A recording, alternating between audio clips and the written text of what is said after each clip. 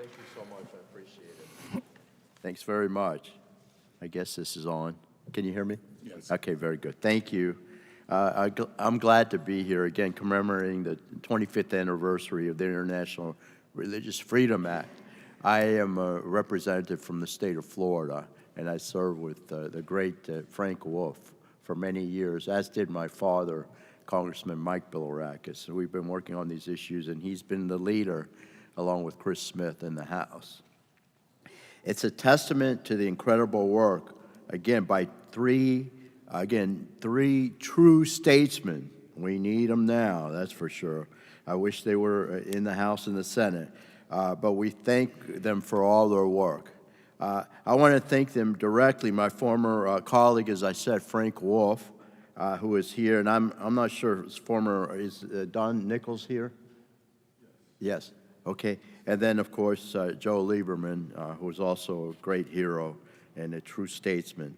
Thank you for standing up for religious freedom and creating the tools to hold violators accountable for their actions.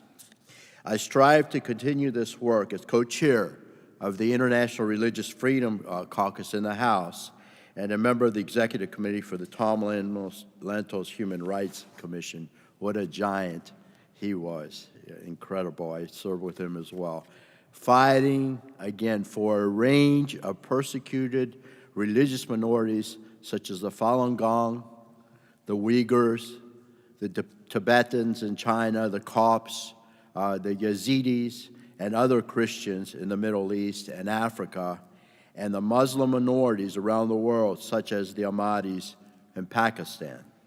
And yet, even as we celebrate this remarkable anniversary of the IRFA, we know that it is even more important now, given the dire situation we currently face around the world, and even here in the United States, unfortunately. Most on mind is the current war between Israel and the radical Islamist forces of Hamas and Hezbollah. At least 1,400 innocent Israelis were brutally and indiscriminately executed for simply existing by the terrorist organization Hamas.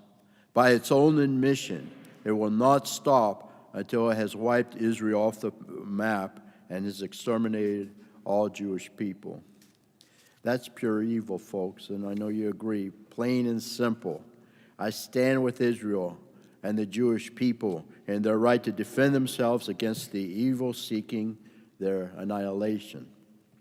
The effects of this war are already having global repercussions, as you know, specifically with the shocking and violent rise of anti-Semitic rhetoric and action, which is mind-boggling to imagine, given the fact that I've been talking about the rise of anti-Semitism, as have you, for years now. Back in 2018, we held an international religious freedom briefing on the global increase of anti-Semitism. Just 2 years ago, in my own community in the Tampa Bay area, there was an anti-Semitic hate crime, and I condemned it.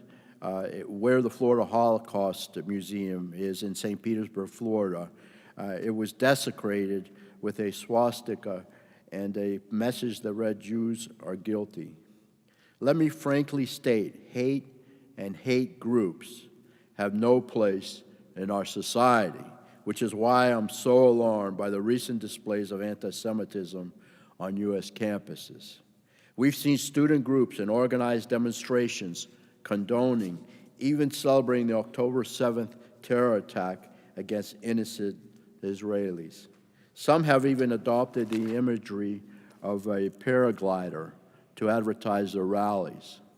Others have enthusiastically chanted the death toll from the terror attack.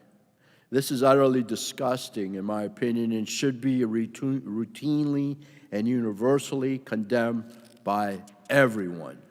I have joined my colleagues on numerous congressional efforts to push for accountability for this hate speech and pressure both Secretary of Education and institutes of higher education to follow through with their legal obligation to provide all students, including Jewish students, a school environment free from discrimination, based on race, color, or national origin, including shared ancestry or ethnic characteristics. It is important that we directly and unflinchingly address this scourge, not only for the members of the international Jewish community, but also for minority communities worldwide facing discrimination and hate. History provides us with a clear reminder of what happens when people stand by while hate and intolerance grow.